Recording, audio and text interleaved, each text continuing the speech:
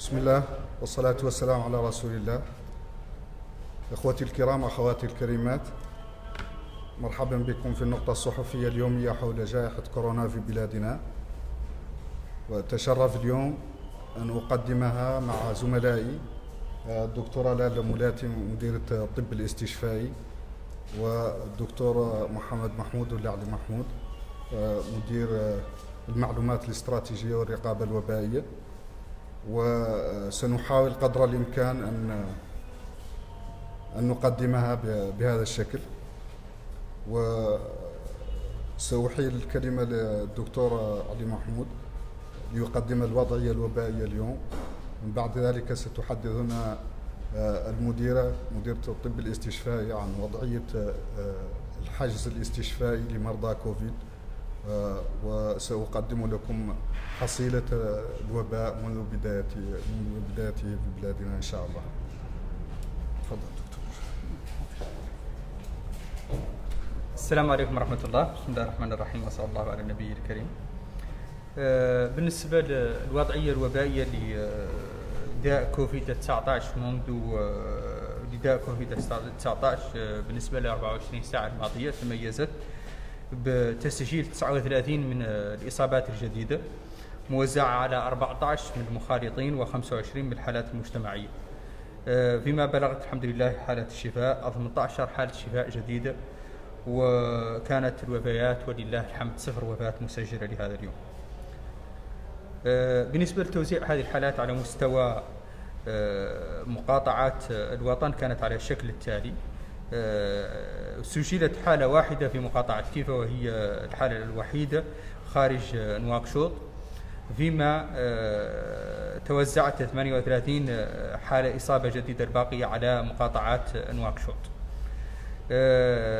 وكانت على النحو التالي: 22 في مقاطعة تفرق زينة، متبوعة بمقاطعة عرفات 5 حالات إصابة جديدة، مقاطعة الكسر 4 إصابات، 2 على مستوى السبخة، 2 على مستوى دار النعيم، وحالة واحدة في كل من تيارت توجونين والرياض. بالنسبة للفحوصات خلال ال 24 ساعة الماضية كانت 427 فحص، من ضمنها 394 من فحوص التشخيص موزعة على النحو التالي: 268 من الفحوص السريعة، و92 من الفحوص تمت على مستوى المسافرين و34 من فحوص PCR الأخرى على مستوى التشخيص. بالنسبة لتوزيع هذه الفحوص على الولايات، كانت غالبية الفحوص مجرات على مستوى ولايات نواكشوط الثلاثة، متبوعة بولاية نواكشوط بنواذيبو ب 14 فحص. أما الولايات الأخرى فكانت الفحوص تتراوح أقل على العموم من 10 فحوص اليوم على مستوى الولاية. بالنسبة للحالات النشطة اليوم على مستوى الوطن 389 حالة نشطة، من ضمنها 364 حالة بدون أعراض، 21 حالة خفيفة، و4 حالات حرجة، نسأل الله العلي القدير لهم الشفاء.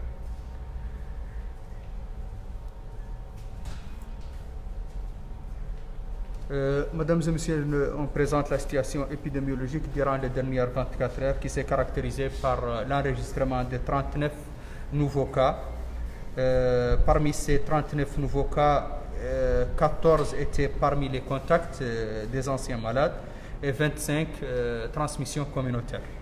0 cas importés. Les guérisons durant les dernières 24 heures étaient de 18 guérisons et 0 décès. La distribution au niveau des Muqata'a, un seul nouveau cas a été enregistré à Kifa, 4 Oksar, 2 à Sabkha, 22 à Tefraq Zeyna, 2 à Dar Naïm, un nouveau cas à Tayart, un nouveau cas à Toujounin, 5 à Arabat et un nouveau cas à Riyad. 27 tests ont été réalisés durant les dernières 24 heures, dont 394 tests de diagnostic. Parmi ces cas, ces tests, 286 étaient des tests rapides, 92 PCR des voyageurs et 34 autres PCR.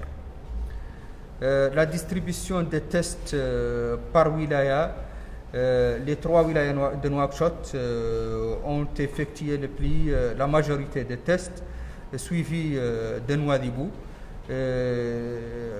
Mais généralement dans les autres wilayas, le nombre de tests effectués durant les dernières 24 heures était inférieur à 10.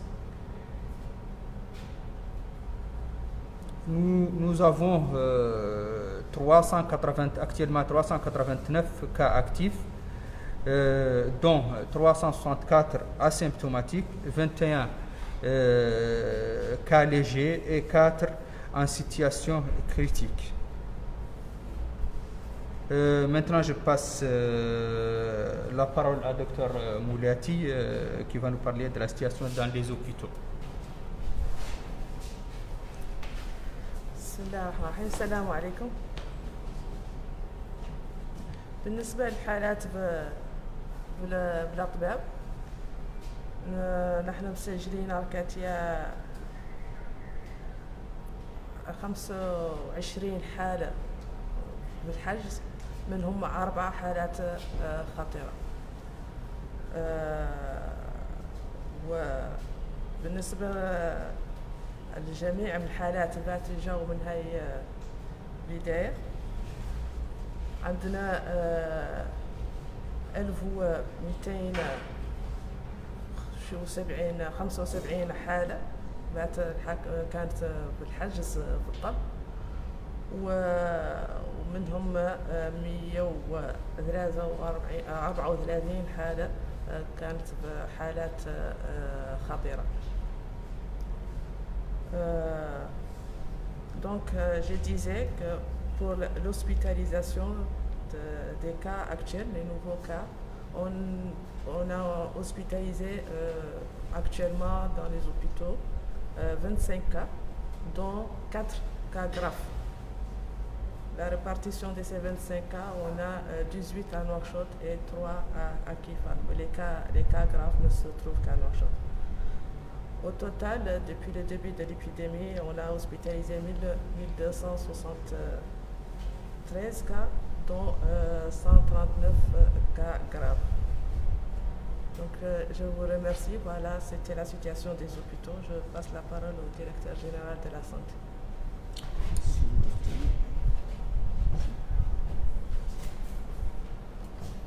Merci, chers collègues. Maintenant, par rapport à la situation de la pandémie depuis son début dans le pays, nous avons réalisé 75 474 tests, dont 8 019 de tests de PCR et le reste, c'était des tests rapides.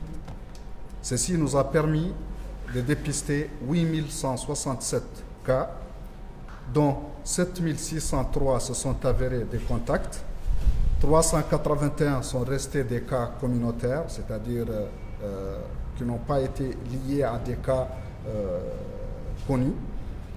183 étaient des cas importés. Et on a notifié depuis le début de l'épidémie 7609 cas de guérison et on déplore 169 décès. Yarhamoumullah jami'an. Comme disait la directrice de la médecine hospitalière, par rapport aux hospitalisations, on en a hospitalisé jusqu'ici 1339 malades qui ont séjourné dans les structures hospitalières. Parmi ces malades, 140 présentaient une situation grave. Et par rapport au total des guérisons, je le rappelle, c'est 7609 guérisons. Pour ce qui est de la tendance globale de l'épidémie, pendant les 4 dernières semaines, on constate une certaine recrudescence à partir de de la 44e semaine, c'est-à-dire d'il y a 3 semaines, quand on avait 43 nouveaux cas avec 2% de cas testés qui étaient positifs. Puis nous sommes passés pendant la semaine avant-dernière à 108 cas avec un taux de positivité de 3%. Et la semaine toute dernière, 125 nouveaux cas avec 4% de taux de positivité. Donc nous sommes sur une pente ascendante. Et donc dans le contexte de la pandémie actuelle dans le monde, ceci pourrait être le début d'une flambée de la Covid dans notre pays. Et c'est pour cela que les préparatifs que vous observez aujourd'hui sont menés pour faire face à cela. J'avais dit au début que je serai accompagné désormais au point de presse quotidien par mes collègues Dr Moulati, Dr Lalla Moulati, qui est la directrice de la médecine hospitalière et donc qui s'occupe de la prise en charge des cas graves et des cas dans les structures hospitalières, ainsi que par le directeur de l'information stratégique et de la surveillance épidémiologique, le docteur Mohamed Mahmoud Ali Mahmoud, qui lui travaille sur le dépistage, sur la notification et la gestion des données, et donc c'est lui qui produit ces données qu'on vous présente ici, et ce sera lui-même qui les présentera au niveau de ce point de presse. C'est ainsi qu'on va le présenter autant que peut se faire.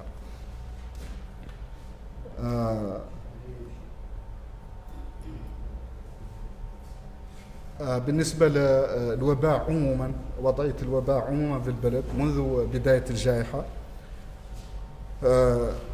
تتميز بأن أجرينا 75,474 فحص، من بينها 8,019 فحص PCR والباقي فحوص سريعة.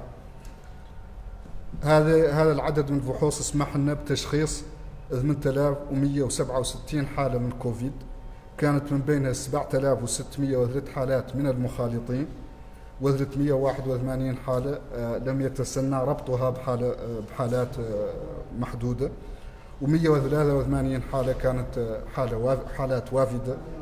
كمان عدد حالات شفاء اللي تم تسجيلها حتى الآن هو 7,609، وفقدنا 169 شهيد يرحمهم الله. أما بالنسبة للاستشفاء فقد تم حجز 1,339 شخص مصاب بكوفيد كانت وضعيتهم الصحية تتطلب الحجز في المستشفيات، ومن بين هذا العدد 140 كانت لديهم أعراض خطيرة، حالتهم كانت حرجة وتستدعي العلاجات المركزة في الإنعاش. أما بالنسبة لمسار منحنى الوباء عموما، كيف تعرفوا كان في الأشهر القليلة الماضية كان في تناقص، كنا نقول لكم على أنه في تناقص دائم، والله زاد لا إما في تناقص والله ثابت على مستوى معين، إلا أن المعلومات اللي جمعنا في الأسابيع الثلاثة الأخيرة تظهر على أن عندنا حالة تصاعد، معناها تم توثيقها عن طريق المعطيات التالية. معناها من قبل ذلك أسبوعين كانت عندنا 43 حالة جديدة، ونسبة 2% من الناس اللي يعدلوا لها الفحوص طلعت موجبة. في الأسبوع اللي بعده كان عدد الحالات 108 مع نسبة 3% من الحالات موجبة، وفي الأسبوع الأخير 125 حالة مع نسبة 4% من الحالات الموجبة.